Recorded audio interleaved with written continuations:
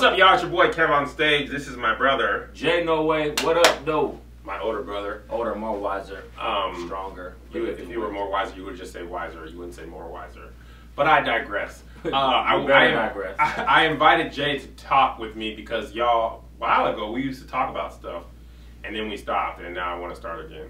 Most of it will be funny, but this depends on what you guys want us to talk about or what we want to talk about. But today, we are talking about this toddler who is smoking weed. This has been viral over the last couple of days. If you haven't heard about this, there's a link in the description with the story. If you don't want to watch it, I don't blame you. But essentially, it's a little baby, maybe 2 years old. Couldn't be older than 3. He looks like he's potty training. And an adult black toilet, actually. Yeah, he's on the toilet. Adult black male hands him a blunt, and he puffs it and hands it back to him. People have asked me to talk about this. Chris Tyner sent it to me, so I'm just getting to it. So Jay, what are your thoughts on? It's disturbing. It's hurtful.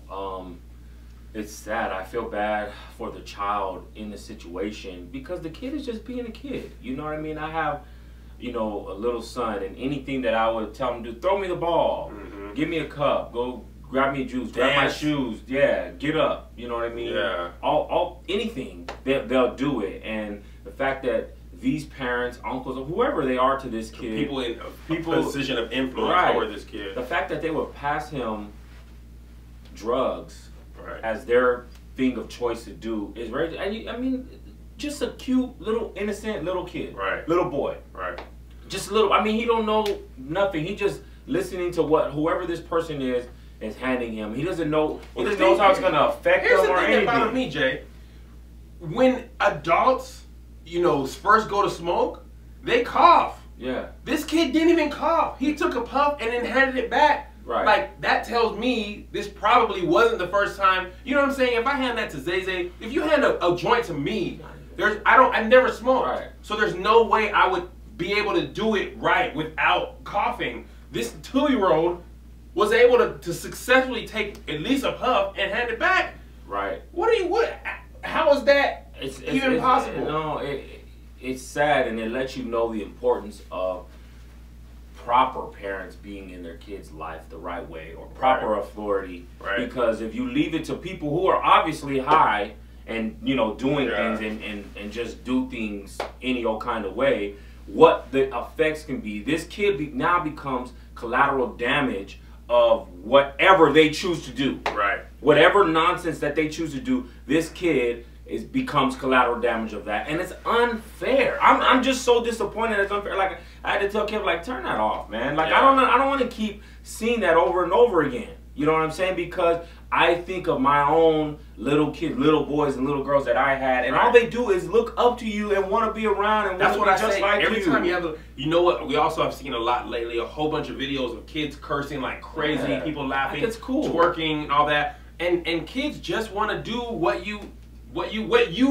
tell them is positive. It's funny, not funny, but interesting. My first college roommate, the day I moved in, he had just came back from the hospital, and he had alcohol poisoning. He was like, I kid you not, probably weighed 140 pounds, was like 5'3". He was like smaller than an average dude. He tried to take 21 shots of tequila when he turned, he was only turning like 19 or 20 or something like that. Anyway, he almost died, and I was like he has an alcohol problem. He had to go to rehab, all this stuff. I was like, dude, what started you on alcohol? And he said when he was young, his parents used to give him beer enough to get him like wobbly, and then let him walk around and fall, and then laugh. So he said he was like 4 or 5. When I used to teach Bible study, teen Bible study, most of those kids had already tried alcohol before middle school was even over. Right. You know what I'm saying? So, and sometimes it's the parents, a lot of times it's the friends, but somebody said this is funny. It was like, you have to take a test to work at Burger King, food handlers permit, you have to take a test to drive a car, but there's no test you have to take to be a parent. No. And it's pregnancy test is the only test you need, and there's the test. See if you passed or not. Oh my gosh. Man, the thing about it, Kev, it just shows you can give your kids a ball. They might develop into a great ball player. Right. You can give your kids whatever, you can put anything into their hands. Right. And that's how much of a sponge they're going to become. Whatever you invest in is what you're let them play. Yeah, they play the piano, whatever you want them to do. You know what I mean? So the fact that you see people putting their it's almost like you're setting your child up for failure. Right. You're not giving them you know. I don't believe everybody's a product of their environment, but my goodness. Right. And here's the thing, like we talk about parenting, like, well, you shouldn't put leashes on your kids. Yeah. Some of those things are up to parents. I think we can all agree that you know, handing drugs to your kid or cigarettes is probably not a good idea if you want them to be a successful adult. No, not at all. I mean, there's so many other things that you can give them, and here goes just talking about the parents. What were their influences? Right. And this is something that is probably just continually passed down, continually perpetuated through their family. Absolutely. Of behaviors that are like that. But when is it going to be the cycle? We talked about this with Miss KevOnStage. Just because your family has issues and they call them generational curses in the church, you don't have to be the generational curse. You don't have to be that. You don't have to continue on in their ways. If you want to be different, if you have a different set of rules you want to live by to better yourself, by all means, do it and stop it there. And do what's best for you and your family. You don't have to feel like just because everybody else did it or this is the way they wanted to go about it, that's the way for you. Now, I'm talking about positive things. I'm not talking about negative stuff. But I'm just saying, you don't... My mom went to college. Everybody went to college. Not me. Right. I don't want to go just because y'all drugs. Right. Drug dealer, Frank Lucas, ain't got nothing on me. I'm not talking about that. I'm talking about when you've seen a string of, let's just use drug users in your family, for example, and you just like, you know what, I don't want to be like them. It's okay to be the one that says, as for me and my house, we ain't smoking weed. No. But it's going to be much harder to do that when they put it in your mouth. Yes, when you were a baby. If you had the taste of it since I was 3.